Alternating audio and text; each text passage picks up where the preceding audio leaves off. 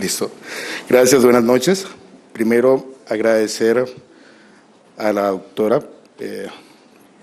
por la oportunidad y al licenciado Julián Solano. Realmente, cuando el licenciado Julián Solano me comentó sobre esta mesa, sobre este taller, sí lo pensé.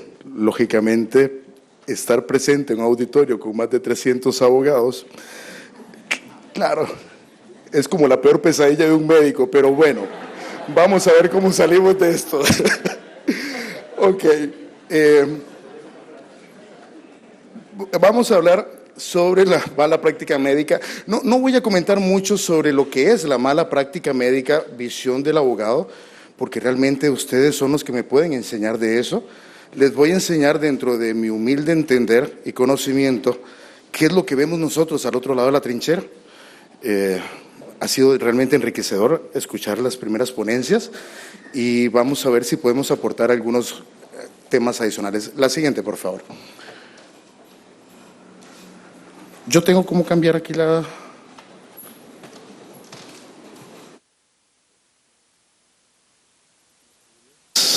Asistir con qué es que cambiamos nosotros.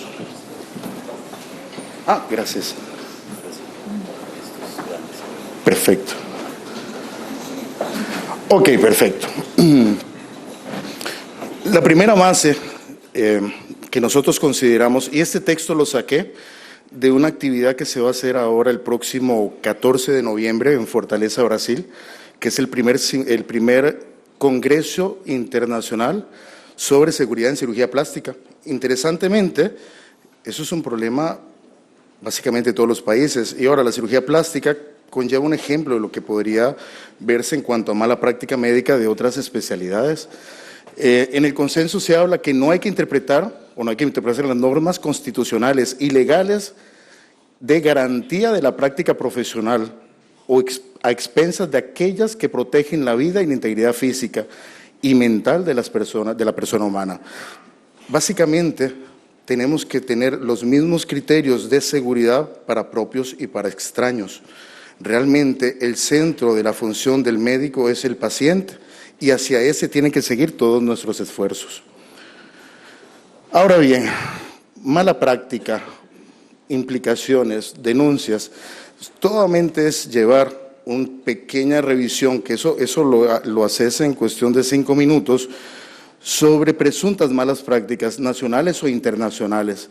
Y aquí se nota y se denota nada, condenas, denuncias, implicaciones, e inclusive lo que comentaba hace un rato un ontólogo forense presente acá, sobre la implicación de la confusión entre médicos especialistas y no especialistas. Ya hay un momento en que la prensa realmente desconoce y nos mete a todos dentro de un solo saco.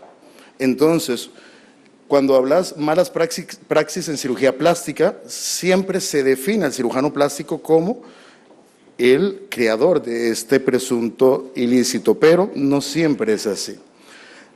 Ahora, tomando un poco el contexto de hacia dónde nos estamos enfocando, el famoso juramento hipocrático, del cual todos estaremos de acuerdo que está un poco desfasado, ¿no? Porque comenzamos jurando por Apolo. Bueno, ya, chao, Apolo ya no funciona. Es un juramento, no estoy seguro con tantos juristas, hasta qué punto carente de valor jurar por un dios pagano. E inclusive, en cuanto a las prácticas, ¿no? Habla prácticas extrañas que ya realmente en nuestros tiempos no se ven. Pero siempre que hablamos de la práctica médica, como que nos vamos a la idea del juramento hipocrático, ¿no? Pero realmente lo que conlleva más a una actualización de ese juramento fue la Declaración de Ginebra del 48. La Declaración de Ginebra del 48 toma casi todo lo que el contexto del juramento hipocrático enunciaba y lo pone realmente en el contexto del siglo XX y totalmente valedero para el siglo XXI. Prometo solemnemente consagrar mi vida al servicio de la humanidad, otorgar a mis maestros el respeto y la gratitud que merecen, ejercer mi profesión a conciencia y dignamente. Qué importante. Velar ante todo por la salud de mi paciente, guardar y respetar los secretos confiados a mí, mantener por todos los medios a mi alcance el honrar el honor y las nobles tradiciones de la profesión médica. Y finalmente, considerar como hermanos y hermanas a mis colegas, cosas que a veces cuestan, pero se hace el intento. No permitiré que consideraciones de edad, enfermedad, incapacidad, credo, origen étnico, sexo, nacionalidad, afiliación política, raza, etcétera, o cualquier otro factor se interpongan entre mis deberes y mi paciente. Velar por el máximo respeto a la vida humana, que eso es una base fundamental, y no emplear mis conocimientos médicos para valorar los derechos humanos y libertades ciudadanas.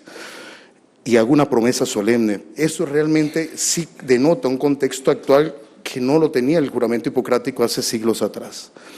Ahora, ¿todo esto en qué se basa?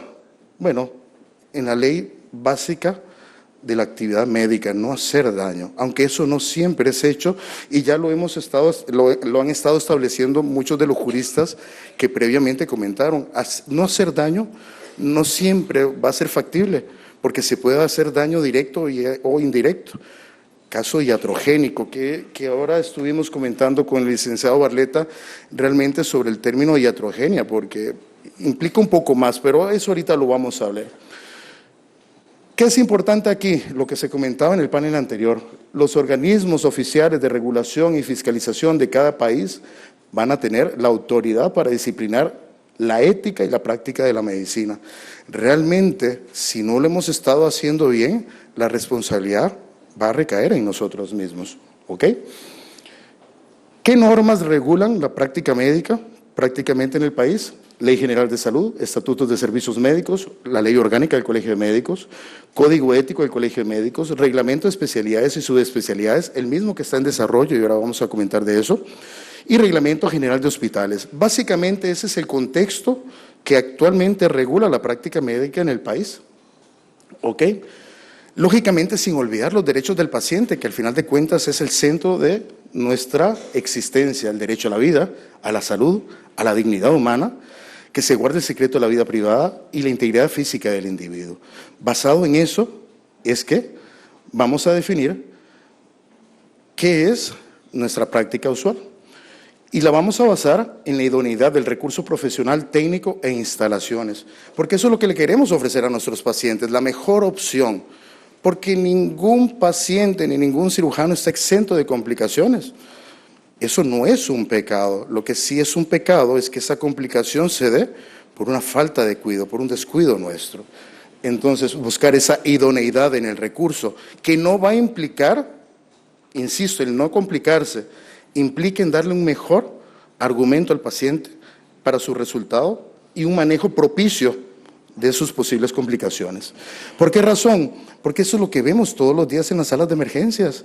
Ese paciente nosotros no tenemos el chance de buscar en el libro qué hacer. Tenemos que tomar decisiones en el inmediato para tener resoluciones prontas y oportunas. Entonces, si hay una actividad que tiene poco margen de error, realmente es la actividad médica. ¿Por qué? Porque cada cosa que vayamos a hacer va a tener una consecuencia permanente en ese paciente. ¿Ok? Hay cosas que podemos resolver, otras cosas no las vamos a poder resolver. Coberturas cutáneas, en algunas ocasiones, como en este caso, hay que definir, bueno, tenemos un ojo viable, un órgano viable no debería por qué extirparse, pero en este caso no le vamos a poder cobertura jamás, y tenemos que hacer extirpación para poder posteriormente hacer una cobertura de la zona cruenta. Eso hay que tomar una decisión, amén de que el ojo está en perfectas condiciones. Traumas faciales de diferentes magnitudes.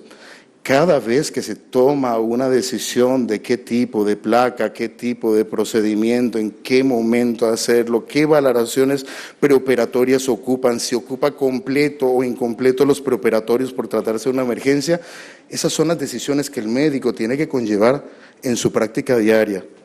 ¿Ok? Muchos ejemplos de trauma, insisto, eso no se puede diferir, se tiene que tomar la decisión en el momento. ¿Qué tanto tejido extirpar? ¿Hasta dónde tengo que quitar para sanar? ¿Y hasta dónde estoy ocasionando un daño posteriormente? ¿Ok? ¿Qué estructuras anatómicas están correctas? Si es mi deber conocerlas, cómo funcionan, total y plenamente, antes de tomar una decisión definitiva que, insisto, impactará en el resto de la vida de ese paciente. Decisiones tumorales, qué hacer con una pierna de estas dependiendo de la magnitud del tumor y su estadio. ¿Se extirpa, no se extirpa? Doctor, yo no quiero que me quite la pierna. Y está en su derecho que no se le ampute la pierna, amén de que puede ser consecuencia mortal de ese derecho que el paciente va a tener. Tipos diferentes de lesiones tumorales. ¿Qué hacer cuando llegan los pacientes en estados críticos, ya paliativos? ¿Hasta dónde está la consecuencia de un acto médico? O inclusive condiciones como estas, el simple hecho, bueno, simple, no tan simple, de en una mano con dedos supernumerarios, ¿qué dedo retirar siendo el menos funcional de los 6? Ojo, y el menos funcional, el caso ese es súper interesante porque el chiquillo tenía 17 años y los 6 dedos le funcionaban. Okay, no había un solo dedo que no le funcionara, todos los movía independientemente, pero ya él tenía condición de, no quería sacar su mano, ¿por qué? Porque era víctima exactamente, de molestias por los compañeros. ¿Qué dedo le vamos a quitar? ¿Cuál es el menos funcional de los 6 dedos que sí le funcionan? ¿Ok? Y aquí viene lo que hace un rato uno de los ponentes comentaba, la iatrogenia. Aquí hay una situación que luego podríamos discutir un poco a fondo, porque al final de cuentas, iatrogenia es cualquier tipo de situación dada por un procedimiento médico. Hay algunos autores que la dividen en directas e indirectas, tomando en cuenta las indirectas, aquellas en las cuales no me dio ningún error a la hora de la toma de decisión, y lo contrario es cierto para las directas. Entonces, sí podríamos decir que causas iatrogénicas de una complicación pueden ser el 100%. La cuestión es aquí, si hubo alguna malpraxis a la hora de esa consecuencia iatrogénica. Realmente nosotros podemos tener un desenlace fatal en el mismo paciente. El paciente se le puso penicilina, hizo un shock anafiláctico y se murió. Con la gran diferencia que en un caso no había el antecedente de alergias medicamentosas y en el otro se hizo una omisión de ese antecedente, teniendo el mismo desenlace, pero definitivamente existiendo en la segunda una malpraxis, o sea, una iatrogenia directa. Ahora bien, ¿cómo se establece que esa iatrogenia sea indirecta, que no exista una malpraxis?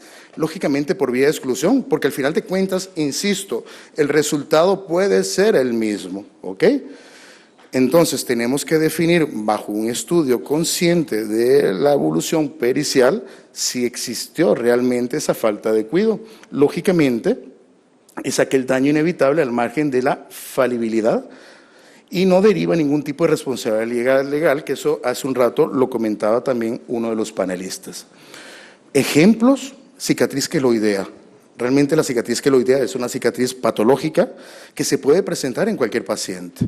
Hay grupos poblacionales que tienen mayor incidencia que otros e inclusive no haber tenido antecedentes de cicatrices queloideas en cirugías previas no te exonera de no tener una cicatriz queloidea en un futuro, ¿ok? Y lo contrario también es cierto, una persona que tuvo una cicatriz queloide no necesariamente va a tener nuevamente otra cicatriz queloide, incrementa en un 50% su posibilidad. Entonces, podría ser una consecuencia iatrogénica indirecta de un procedimiento quirúrgico bien efectuado, pero no era predecible su desarrollo. Por ejemplo, este es el caso de una abdominoplastía. Resultado muy adecuado. Grave problema es un queloide en gran parte de la cicatriz. No es predecible esa ponencia o esa posibilidad de cicatriz queloidea. Hematomas. Ok. Paciente se le colocan un par de implantes, una técnica apropiada, un lugar idóneo, pericia del cirujano. Posteriormente, en 24 horas, hace un sangrado posoperatorio, en el cual no me dio ninguna causa aparente. No hubo trauma, no hubo esfuerzos, nada más hubo sangrados. Eso está contemplado como una posible iatrogenia indirecta. Implantes rotos. Se habla de que el 1% de los implantes son susceptibles a rupturas espontáneas y es tolerable hasta un 3.5. Hace un rato estuvieron hablando de PIP. PIP comienza la alarma en Francia cuando los índices de ruptura superaron el 11% y terminaron siendo mayores a un 70%. Lo interesante es que solo fue la línea francesa, pero al ser un implante utilizado en más de 30 países, se hizo una situación internacional donde se emitió una alerta sanitaria para la extracción de los mismos, pero eso lo dieron por el aumento de ruptura, pero un 1% es posible, realmente está considerado. Contracturas capsulares, se dicen que el 17.3% de todos los implantes puestos por primera vez harán algún tipo de contractura capsular en los primeros 10 años. Se pone el implante, la paciente año y medio después hace una contractura capsular, chao, no hay mucho que hacer. ¿Qué puedes hacer cuando ya hiciste las cosas como en algún momento debiste? Eso es un caso también muy interesante, paciente de abdominoplastía, la cual posteriormente al procedimiento hace un seroma, que es un acúmulo de plasma en pared abdominal. Secundario a eso hizo una retracción asimétrica en una técnica bien empleada, con un resultado que no es el óptimo. ¿La paciente se puede sentir agraviada? Sí, se puede sentir agraviada. ¿Puede producir un fenómeno deformante permanente? Sí lo puede hacer. ¿Es una malpraxis? No necesariamente. Y este es un caso rápido que representa muy bien lo que es un proceso iatrogénico.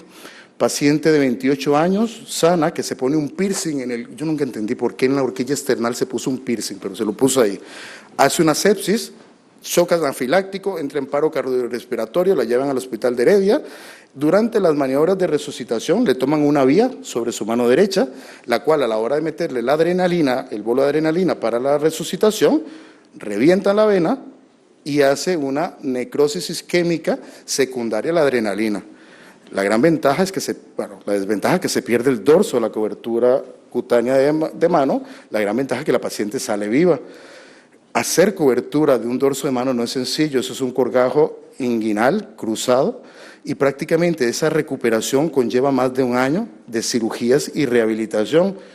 ¿Fue culpa del personal? No, no creo. Una posibilidad de ruptura de una vía y se estaba haciendo de una condición correcta y ejemplifica muy bien lo que podría ser este tipo. Ahora, otro caso interesante, paciente obesa que se le realiza una liposucción, ¿ok? Lógicamente entra un cuadro séptico y, bueno, afortunadamente se saca adelante. ¿Es posible hacer eso en pacientes obesas? Sí. ¿Es recomendable? Tal vez no. ¿Se le anunció a la paciente esa posible complicación? Sí. ¿Entraría en iatrogenia indirecta o entraría en malpraxis? Bueno, sería de comentarlo. Yo pienso que en ese argumento es más de la segunda.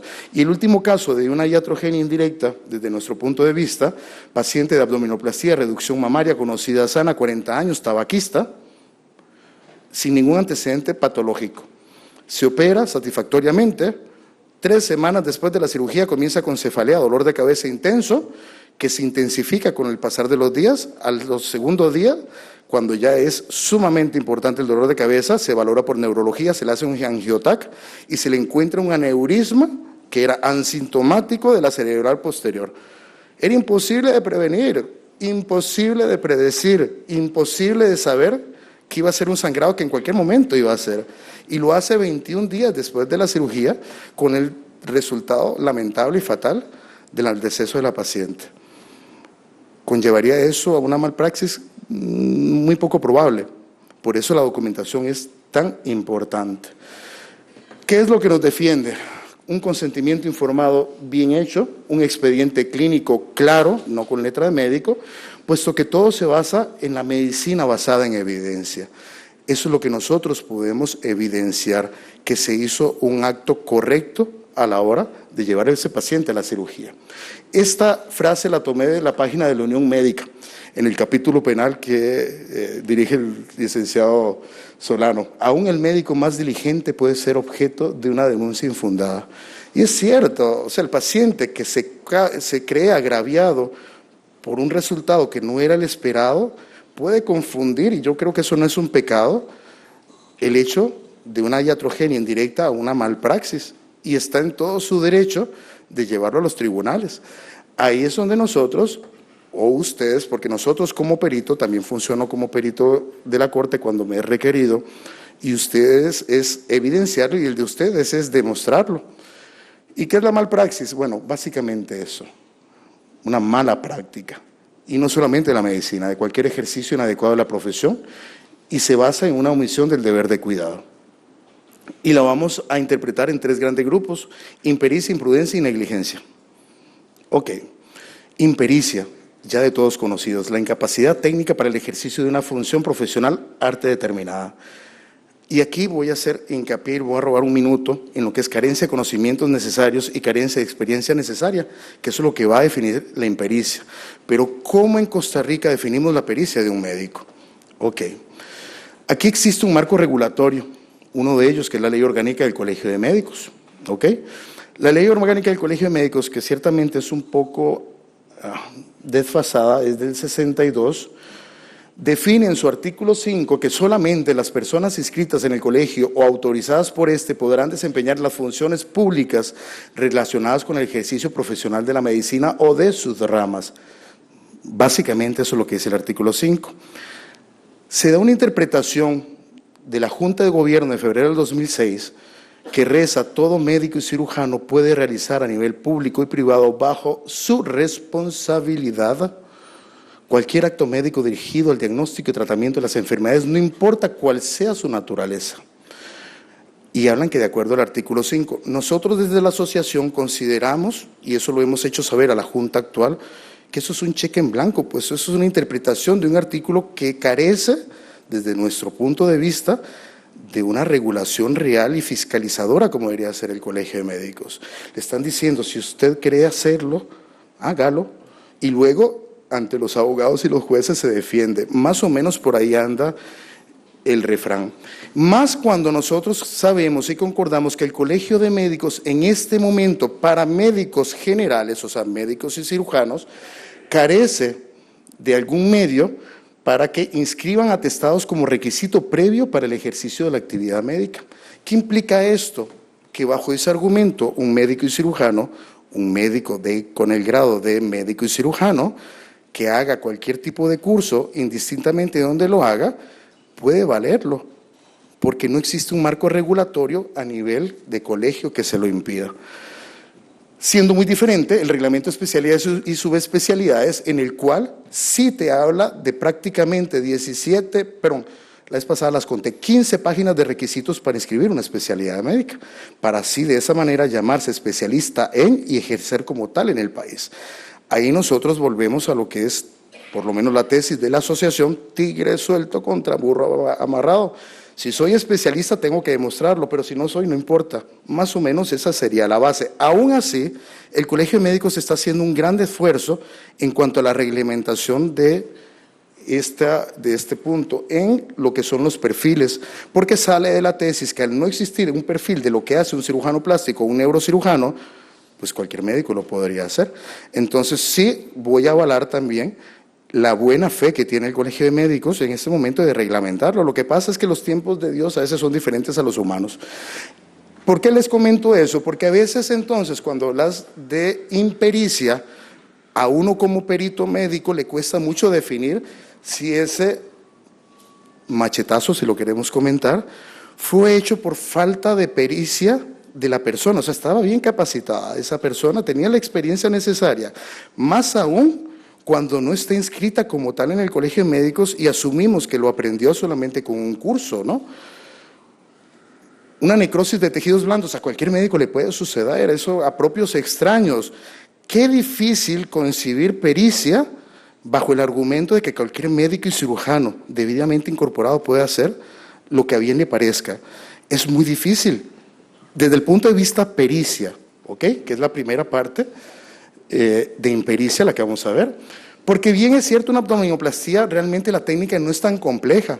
El manejo de sus complicaciones transoperatorias y posoperatorias sí son muy complejas. Y cuando el médico no está capacitado para enfrentar esas complicaciones, podríamos hablar de impericia, pero ¿cómo lo hacemos bajo un marco regulatorio que es permisible en este momento? ¿Ok? Perforación intestinal por un liposuctor láser. ¿Cómo definir que eso fue? Porque, ojo, volvemos al punto, eso puede sucederle a propios extraños. No necesariamente un especialista no va a tener una perforación intestinal. ¿ok? No quiero dejar mal ese argumento, eso no es la cuestión. Es que sí sabemos que la falta de formación puede conllevar más a este tipo de prácticas inadecuadas. Y a uno como perito, en respuesta a algunos de los argumentos que decía que muchas veces los médicos no queremos o nos protegemos, a veces es que no tenemos cómo demostrar esa impericia. Asimetría mamaria post-mamoplastía de aumento. Qué difícil cuando le dicen a una paciente vas a quedar con tus senos completamente simétricos, pero no se considera que tiene un síndrome de Poland, que no es de malformación congénita en la pared torácica. Y lógicamente le hacen la mamoplastía de aumento, agravando más esa simetría que antes era poco perceptible y ahora con unos pechos más grandes va a ser mucho más perceptible. O la colocación de unos implantes mamarios en una paciente que nunca fue básicamente candidata para aumento mamario y va a ser una imagen en doble burbuja. Deformidades por liposucción.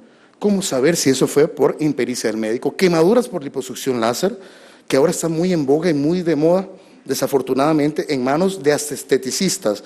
Hablemos de ni siquiera personal médico, que por ahí comentaba algunos de los jueces que no conocía casos, nosotros conocemos algunos casos, ¿ok?